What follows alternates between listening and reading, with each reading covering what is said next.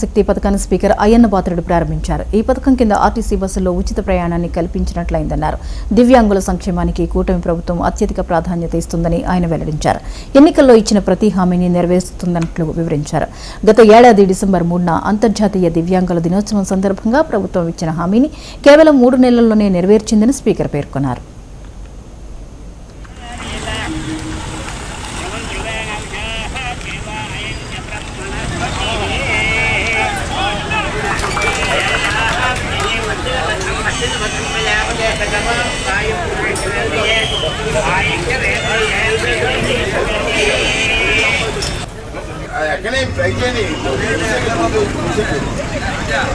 లోపల ఉంటే అతను డబ్బులు తగలయా ఎంతసేపు జరిగింది 10 నిమిషాల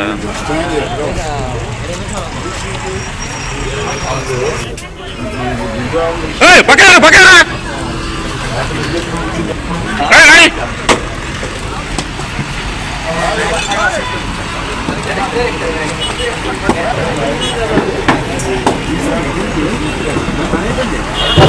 గతంలో ఇచ్చిన హామీ ప్రకారంగా దివ్యాంగులు సాధారణంగా మన అంటే వికలాంగులు అంటారు, కానీ అఫీషియల్ భాషలో మాట్లాడుకుంటే దివ్యాంగులు అని పిలవాలి.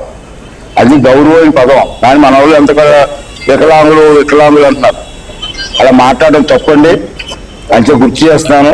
ఇక్కడ నుంచి అవునా దివ్యాంగులు అనండి, 2 నిమిషాలు అలవాటు చేసిన అవుతుంది. ఇచ్చిన మాట ప్రకారంగా ఆర్టీసీ బస్సుల్లో